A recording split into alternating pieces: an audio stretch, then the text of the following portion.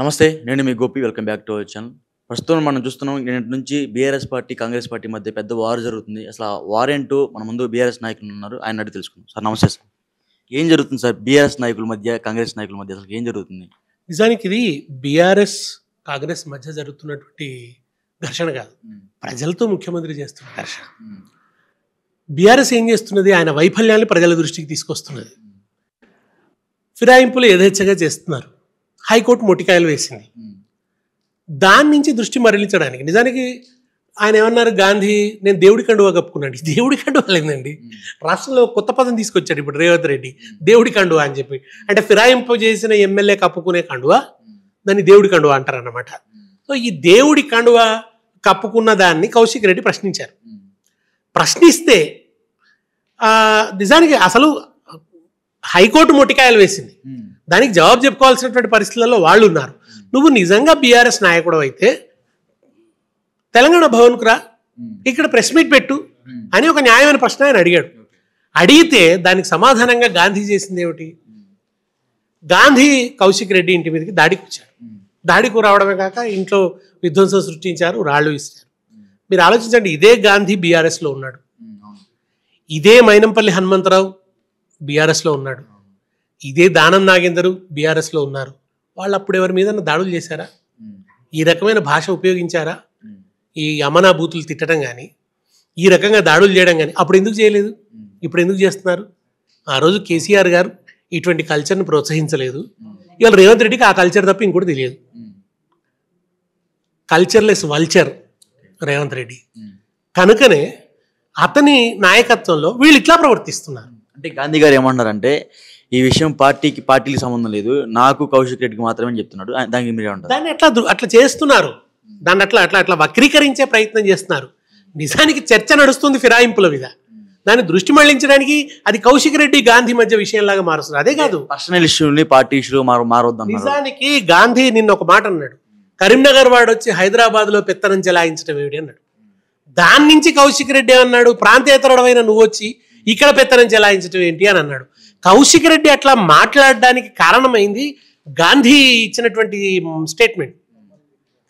నువ్వు కరీంనగర్ నుంచి వచ్చి ఇక్కడ ఎట్లా చేస్తావు అని అంటాడు. తెలంగాణ వాడు తెలంగాణ ప్రాంతంలోనే మాట్లాడడానికి అవకాశం ఉండదా? గాంధీ గారు ఏమడుతున్నారు, గాంధీ చేత ఇట్లా మాట్లాడింపజేస్తుంది ఎవరు, పైన వెనక ఆ మూల విరాట్ ఎవరు? ఇవాళ ఈ రాష్ట్రంలో ఒక విధ్వంసకరమైనటువంటి పరిపాలన ఆయన కొనసాగిస్తున్నాడు. మీరు వచ్చినప్పటి నుంచి చూడండి, ఆయన భాష చూడండి, ఆయన మాట్లాడుతున్న తీరు, ఆయన విధానం, ఆయన నిరంతరం ఇదే రకమైనటువంటి పద్ధతిని అవలంబిస్తున్నారు తప్ప మర్యాదకరమైన పద్ధతి, ఒక ఉదాత్తమైన ప్రసంగం ఒకటి చూపించండి రేవంత్ రెడ్డి ఇప్పటివరకు వచ్చిన తర్వాత. ఆయన కేసీఆర్ గారి నుంచి నేర్చుకున్నా అంటాడు, మాట్లాడితే నేను 100 చూపిస్తా కేసీఆర్ గారి ఉదాత్తమైన ప్రసంగాలు. అద్భుతంగా పద్యాలను ఉదహరిస్తూ, ఒక సాహిత్యాత్మకంగా, కవితాత్మకంగా, కంటెంట్తో బ్రహ్మాండమైన విశ్లేషణ చేస్తూ, ఓ ప్రజాస్వామ్య వైఖరిని ప్రకటిస్తూ ఆయన చేసిన ఉపన్యాసాలు 100 ఉంటాయి. రేవంత్ రెడ్డి ఉదాత్త ప్రసంగం ఒకటి ఉందా అండి? ఎక్కడ అసలు సంస్కారం అన్నది లేశమాత్రం కూడా లేకుండా మాట్లాడడమే. ప్రతిపక్షంలో తాను ఏం మాట్లాడాడో దానికి పూర్తి తానన్నదాన్ని తానే ఖండిస్తూ, తన మాటలకు తానే వ్యతిరేకంగా ప్రవర్తిస్తున్నాడు. ఇవాళ ఆయన ప్రతిపక్షంలో ఉన్న, అధికారుల పక్షంలో ఉన్న అరాచకమే, ఆయన ప్రతిపక్షంలో ఉన్న అరాచకాలే సృష్టించాడు. ఈరోజు మీ పార్టీలో ఉన్న ముఖ్యమైన నాయకులందరికీ హౌస్ అరెస్ట్ చేశారు, దానికి మీరు ఎలా చూస్తారు?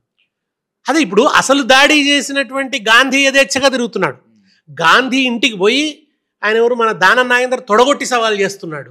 వాళ్ళు యథేచ్ఛగా తిరుగుతున్నారు. ఏ దాడి చేయక నిరసన చేసినందుకు హరీష్ రావు గారిని నిర్బంధించారు, పద్మాదేవేందర్ రెడ్డి గారిని నిర్బంధించారు, ఎమ్మెల్యేలందరినీ నిర్బంధిస్తున్నారు, నాయకులందరినీ నిర్బంధిస్తున్నారు. ఎందుకు? ప్రతిపక్షం శాంతియుత నిరసననే కదా చేస్తున్నది, వాళ్ళు ఎందుకు నిర్బంధిస్తున్నారు? అసలు రాళ్ళు పట్టుకున్నాడు, అసలు దాడి చేసినోడు 3 పోలీస్ స్టేషన్లు దాటుకుంటూ వచ్చాడండి. ఆయన 3 పోలీస్ స్టేషన్ల పరిధులు దాటుకుంటూ వచ్చాడు గాంధీ. ఆయనను ఎవరు అడ్డగించలేదు. 8 పోలీస్ స్టేషన్ దాటే అన్నారు. 8 పోలీస్ స్టేషన్ల పరిధి నుంచే దాటుకుంటూ వచ్చినాడు.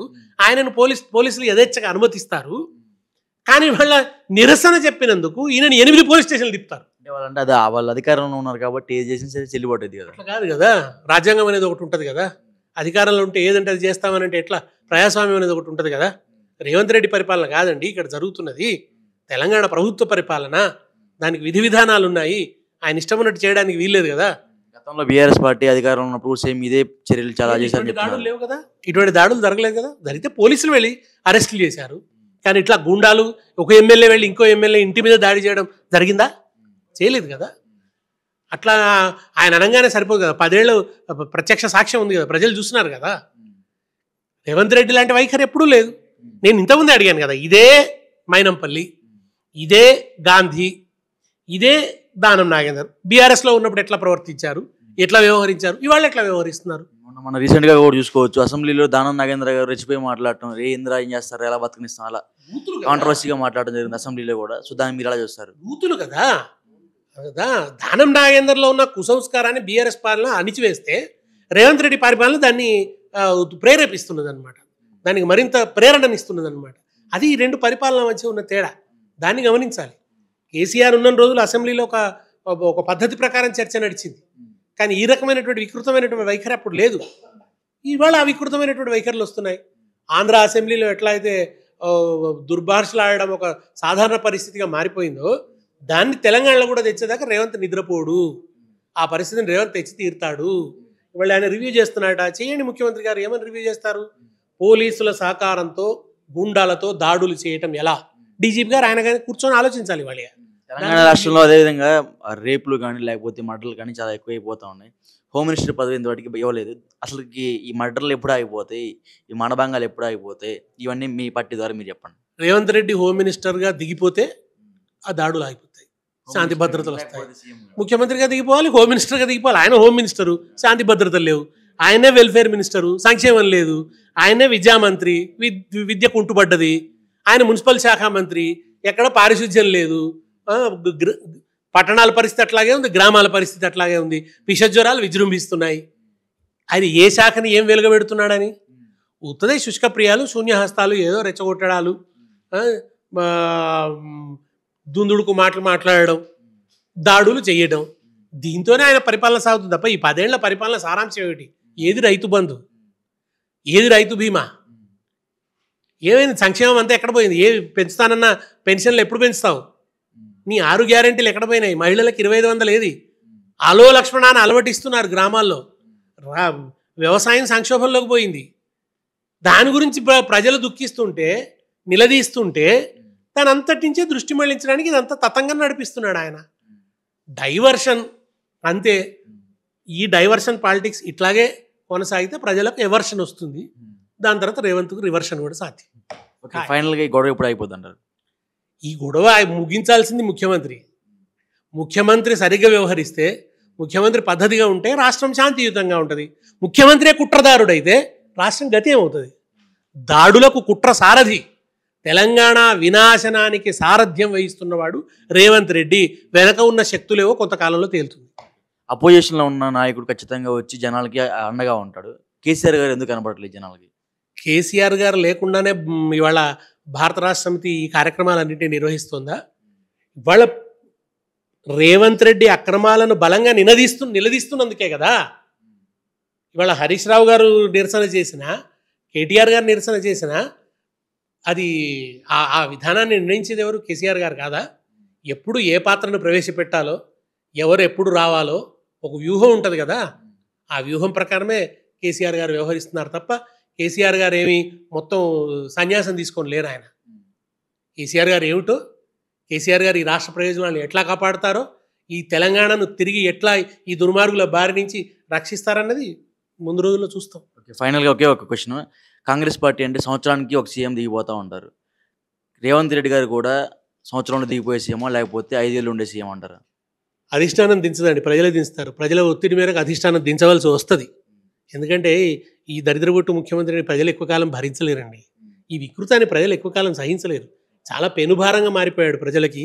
అది కొద్ది రోజుల్లోనంటే ఇంకా ప్రజలు ఏదో కొంత ప్రజలకే ఎవరు కష్టపడుతున్నారండి. వీళ్ళ రైతు బంధు రాకపోవడం వల్ల రైతులు కష్టపడుతున్నారు, ఫీజు రీయింబర్స్మెంట్ రాకపోవడం వల్ల విద్యార్థులు కష్టపడుతున్నారు, స్కాలర్షిప్ లేకపోవడం వల్ల విద్యార్థులు ఇబ్బంది పడుతున్నారు, ఇస్తానన్న 6 గ్యారెంటీలు ఇవ్వకపోవడం వల్ల ప్రజలందరూ కూడా కోపంతో ఉన్నారు, పెన్షన్లు పెరుగుతాయని ఆశపడటం ముసలి వాళ్ళు శాపాలు పెడుతున్నారు. వీడియోలు చూడడం లేదా? హైడ్రా పేరిట పేదల ఇండ్లు కూలిస్తే పాపం అన్నం తింటున్న పేదలు, చిన్న చిన్న గుడిసెలు వేసుకున్న వాళ్ళందరినీ తీసేసినావు కదా. ఏమైంది? మళ్ళీ ఇప్పుడేమో నివాసం ఉన్న వాటిని కూలగొట్టమని అన్నావు. మరి వాళ్ళందరూ నివాసం ఉన్నారు కదా పాపం, వాళ్ళు ఎందుకు కూలగొట్టినావు? మరి చావు కబురు చల్లగా చెప్పినట్టు అసలు బడాబాబులది కూలగొట్టాల్సిన పరిస్థితి వచ్చేటప్పటికి నువ్వు నివాసం ఉన్నాయి కూలగొట్టవు అని అన్నావు. మరి ఇప్పుడు నిన్నటిదాకా జరిగిన విధ్వంసానికి ఎవరు జవాబుదారి? వాళ్ళందరూ ఎందుకు కూల్చినావు పాపం? వాళ్ళు ఎడిపోవాలి ఇప్పుడు ఆ పేదలు. వాళ్ళ పునరావాసం అన్నా కల్పిస్తున్నాడా? వాళ్ళు పెడుతున్న శాపం చూస్తున్నారా? ఈ శాపాలన్నీ ఉత్తగానే పోతాయా? ఈ ఉసురు తగలకుండా పోతుందా? డెఫినెట్లీ రేవంత్ రెడ్డిని ప్రజలు ఎక్కువ కాలం భరించరు. ఓకే అండి, థ్యాంక్ యూ.